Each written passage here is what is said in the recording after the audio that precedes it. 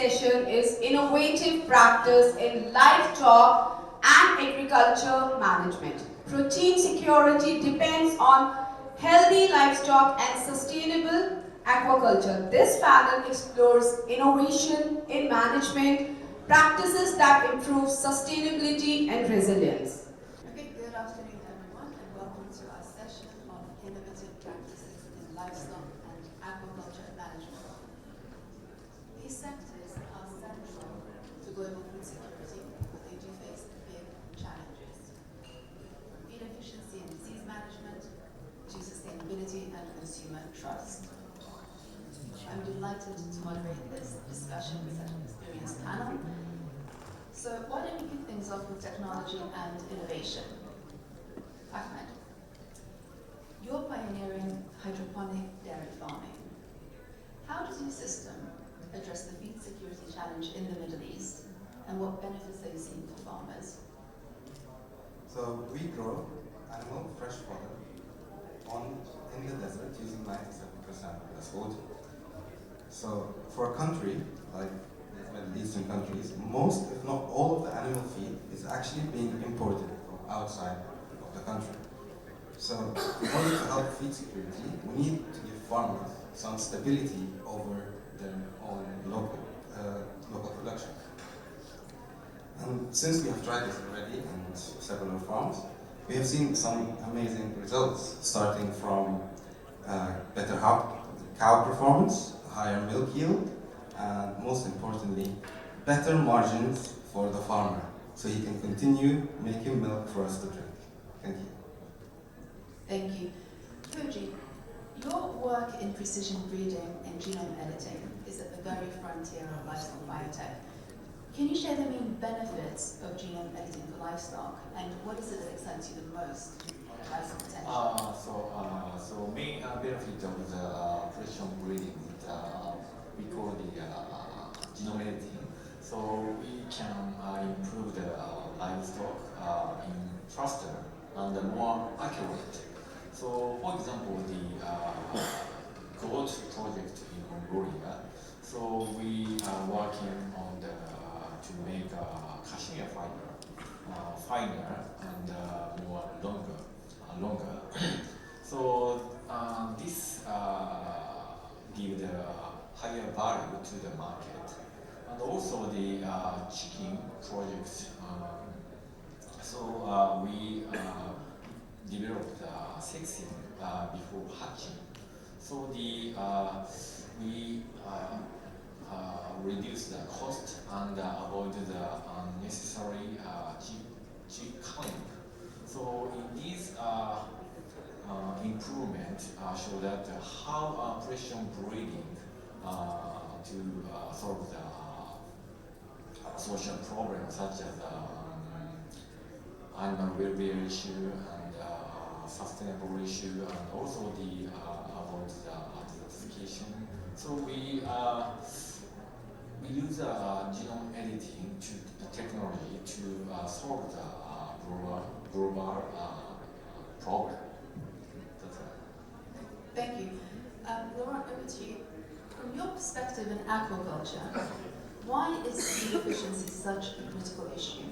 And where do you see the industry heading over the next several years?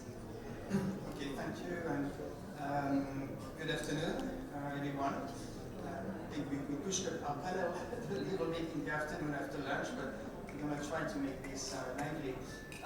Look, it's kind of funny because we waited the whole morning to speak about fish, which is an essential part of our nutrition. We hope so. So I'm going to be the fish guy, actually, on this panel, and advocating for more fish diet in our nutrition. Just a few figures so that you understand. Now the fish you consume in the world, more than half of it is produced from farmed fish, or farms in general, and not wild catch. So the two curves really in 2022, I think, cross each other. 60 million of people are basically living from the fisheries or the aquaculture industry. And I think that that social aspect, this was mentioned this morning in one of the other panels, is really important. Technologies is great, but in like all industries, you should not forget about the millions of people who are working in the farms or in the fisheries or in the aquaculture. Those jobs are essential for those rural communities. On the feed efficiency, this is very high level because I think we need to be quite short. Feed efficiency is absolutely the cornerstone of all aquaculture business. Whether you start with shrimp, with tilapia, with salmon, the feed is going to be 2/3 of your operating cost. And it's creating a little bit like a squeeze for the producers and the farmers because they get their feed from the big grains, commodities trading guys. They don't really have control over the price of soy, wheat, and all plant-based feed. And at the same time, they don't have a control on the final price to the distribution. You're not going to dictate to Walmart in the US what kind of price you're going to sell your shrimp. So there's this squeeze effect. It's also very important for the sustainability part, because what we call in the aquaculture business the FCR, so the food conversion ratio, is really, really critical. It's a good one, actually, in the aquaculture if you compare it to livestock. Sorry, maybe I'm going to create some debate here, but it's a 1-to-1 for salmon, for example. So the feed in for 1 kilo of salmon, this is much, much better than chicken, 1.8, and 3.2 for beef. So on the carbon footprint, I could also say that it's a profitable result. So feed efficiency is at the cornerstone of your financial, your sustainability, and also on the product quality, because the feed that those fish digest, of course, going to influence the quality of the fish. In 2 words, where the industry is going, I think one, and the first point, it's still going to be part of the equation more than ever. The protein demand by 2030 is expected to increase by twice, a factor of 2. And I think the aquaculture and the fish industry is going to provide the gap that the livestock industry on land is not going to be able to provide with its own limitations. The other thing is also the industry might switch, and this is something we haven't talked too much about this morning. Seafood and food industry is great, but think beyond the box. What about a seafood company that is not only doing seafood? The tilapia, for example, which is well known in many countries as an affordable protein nutrition, can be also converted to collagen, dermatological product, pharmaceutical, and many other economic use.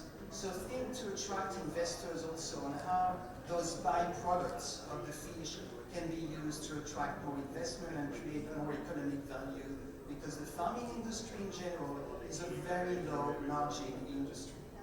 Thank you.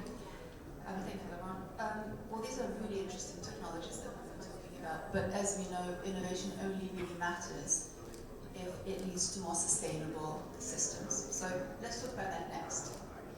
Abeer, your fish farming extension program in Jordan has won awards for sustainability. What innovative practices have you introduced to improve the farmers' skills and to ensure water saving and resilience? Thank you. Assalamu alaikum. Greeting from Jordan. I'm proud here to representing Jordan Ministry of Agriculture, talking about fish farming innovation. We implement fish farming innovation in the Fort Governorate in Jordan. And we have target area, as I said, for Governorate, 15 to 20 participating from the farmer. And from Jordan Fish Farming Innovation Program, several innovation practices have enhanced farmer skills and resilience. First of all, hand-on training and field workshop improve technical knowledge and in pond management, feeding, and disease prevention for overall. 80% of participating from farmer. Optimize feed formulation and management, reduce 20% to 30%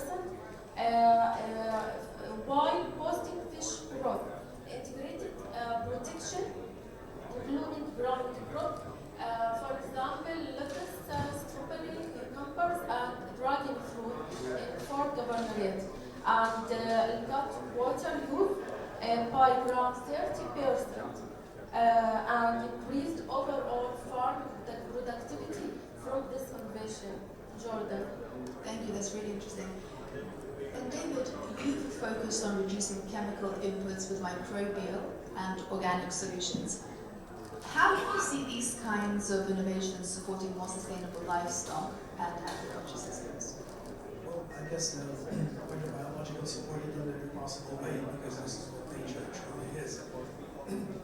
And I think we should mimic the nature as much as possible until we get into problems that are really difficult to solve.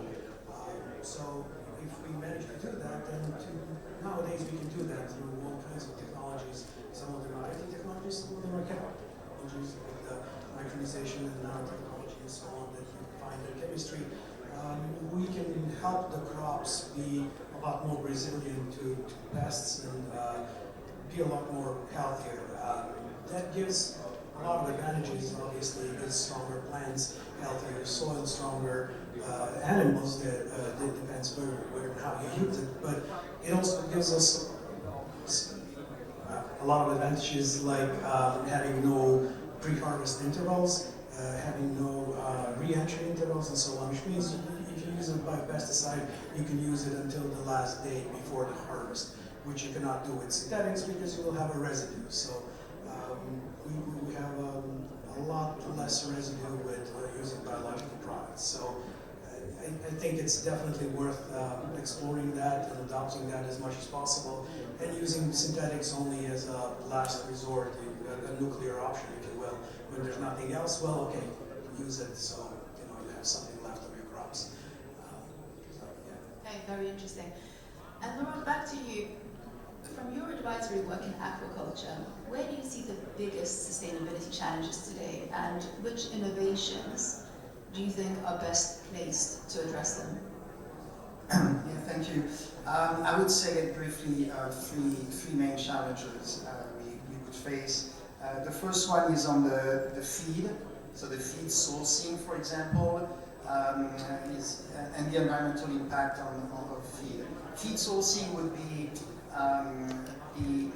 trying to reduce the dependence on marine ingredients, for example, fish oil, fish meal, which is part of the aquafeed diet.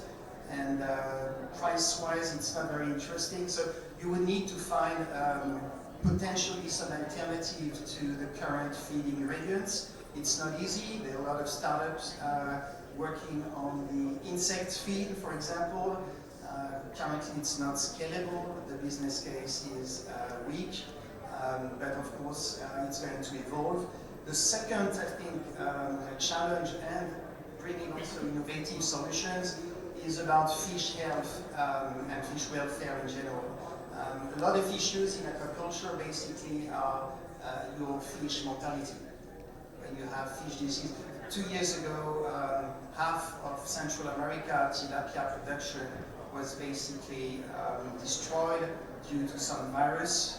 So the biomass was destroyed, half of it. This is very difficult to control. Currently, we are using vaccination. Some are using antibiotics, which is not great, and it's not working fully. So any innovation that would, for example, just able to segregate the fish that is starting to have disease traits would be very interesting in an open cage environment. Sensors, Internet of Things, for example. But all those technologies, you have to really, I think this was also highlighted this morning, technologies are great, but they need to be implemented in very difficult places sometimes. You're talking about remote, rural communities in the southern Mexico, in the northern part of Sumatra, or many other places where you farm fish in the world. And you don't always have Wi-Fi, you don't always have the technical expertise. So food security and technology really need to understand the reality on the ground. Last time I was in Mexico, I was escorted by the special force because it's all surrounded by cartels. So your distribution, your transport is basically disturbed by drugs cartels. It's not easy to do business in those conditions. And the last sustainability challenge, which has been discussed a little bit this morning, is about, I wouldn't say climate change, I would prefer the expression of extreme climate events that could impact, the depth of your lake, for example, the temperature of your lakes, and affect the production. So this is a very difficult challenge. I'm not so sure there's any solution or technologies that can prevent those extreme climate events, but at least some detection on the weather could really help. Okay, thank you.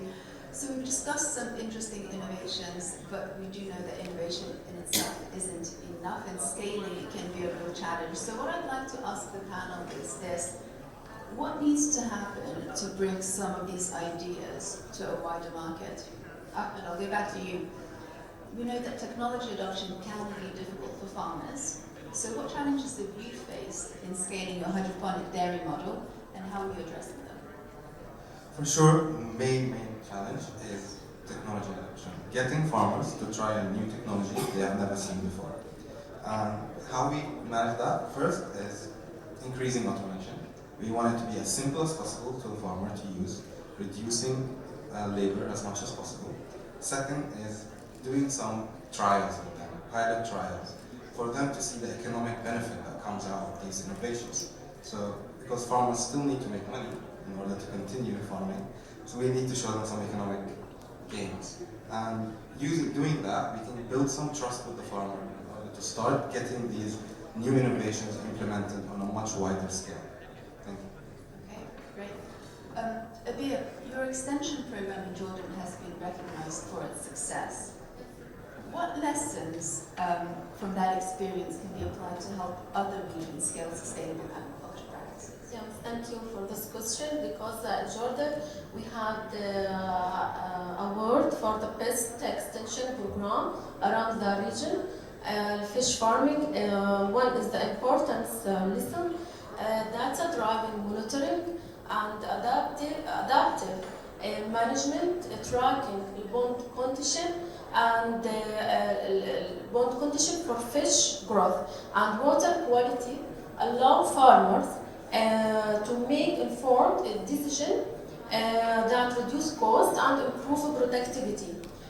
Coupled with hand-on training, for example, for farmer field school, and for extension program had 6 field workshops as practical for farmers, and this approach strengthens skills, post-growth, and lower operational cost by 20 to 30% integrity.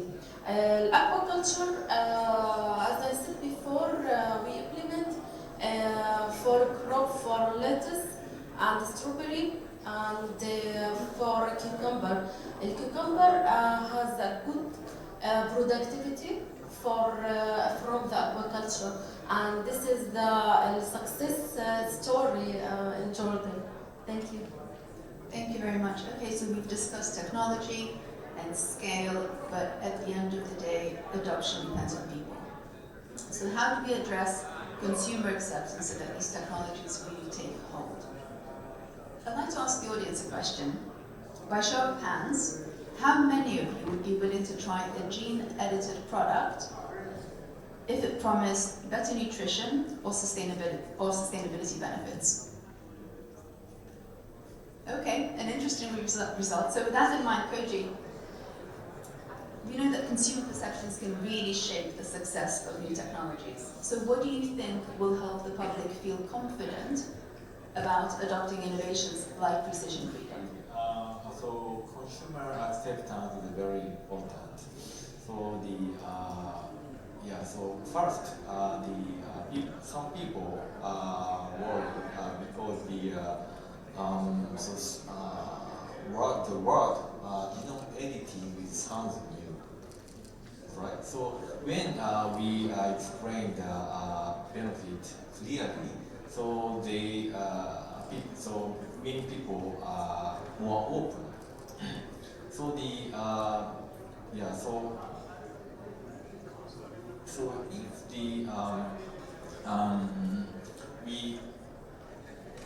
if the for example, in United States, one survey showed that 72% of the consumers are willing to try the genome editing pork if they understand the benefit. So also in Japan, the genome edited fish and tomatoes.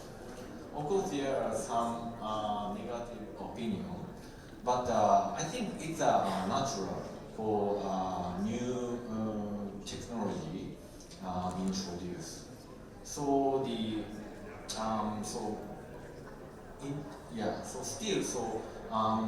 most of people accept the product when they are explained, and also when understands the no foreign DNA was added. So I believe so consumer acceptance depend on the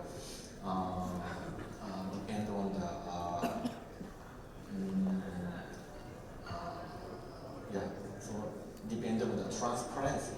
So we should explain the step by step and also show the positive impact. So then when most people accept the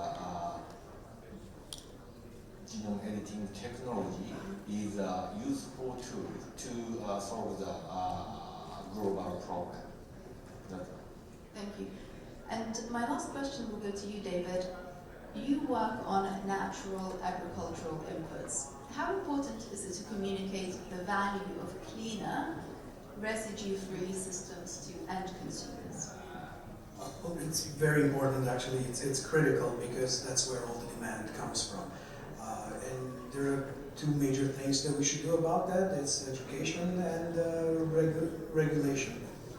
Education is kind of obvious, but I think regulators can help not only in education, but in labeling, in more simple labeling, simple testing, and also regulation about what kind of products are we buying. Because right now, if you are selling produce that is organically grown, that is regulated in a very messy way and normally by private organizations, and nobody's really keeping an eye on that. Not for over-regulating, but this is very under-regulated. So we have those problems there. Also, the labeling on the produce and on the products that you buy in supermarkets are far from clear, and they're different in every country, and it gets very, very confusing. For example, we had a beautiful lunch just now upstairs, but do you know which one was organic fruit, vegetables or not? Which was altered, in any way? You don't know. And I think if people knew more about it, then they would make the right choices. Just like in some fast food restaurants in certain countries, you can see how many calories certain meals have, and then you kind of tend not to go for that because it's very clear what that does to you. So if the labels are more clear and people more educated, they will make the right choice ultimately. It will take some time, but it's not that difficult. Thank you, David, and thank you to everyone on the panel. So it's clear there's a lot happening in livestock and aquaculture innovation. I hope the discussion is not going to end here. I would encourage all of you to connect with our speakers afterwards, but for now, please join me in a round of applause.